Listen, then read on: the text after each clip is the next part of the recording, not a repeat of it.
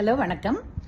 Nowadays நிறைய kidney failure கேசஸை நம்ம பார்க்குறோம். அதனால தான் அங்கங்கே கிட்னி ஃபெயிலியருக்கு ட்ரீட்மெண்ட் ஒரு பக்கம் போயிட்டே இருக்குது, டயாலிசிஸ் இருக்குது, அண்ட் ரீனல் டிரான்ஸ்பிளான்டேஷன் இதெல்லாம் நடந்துட்டு இருக்கு.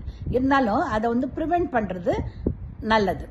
அது மெயினாக ஏன் வருதுன்னா, அந்த டயபெட்டிஸ்காரங்க சுகரை எப்போவுமே கண்ட்ரோலில் வச்சுக்கணும், சுகரையும் கண்ட்ரோலில் வைக்கணும், சால்ட்டையும் ரெஸ்ட்ரிக்ட் பண்ணணும், ரைட்டுங்களா?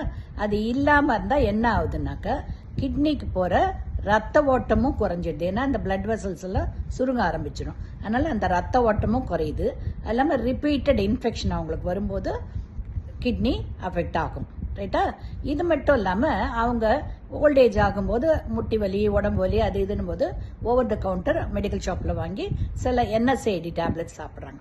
அந்த டேப்லெட்ஸும் ரீனல் கிட்னிக்கு போகிற பிளட் வெசல்ஸை சுருக்கிடும். அப்போ அதுவும் ஒரு reason of renal failure. So இது எல்லாத்தையும் தவிர்க்கணும்னா சுகரை கண்ட்ரோலில் வச்சுக்கோங்க, ரைட்டா? அப்போ கிட்னி ஃபெயிலியர்லேருந்து நீங்கள் தப்பிக்கலாம். ஓகேங்களா?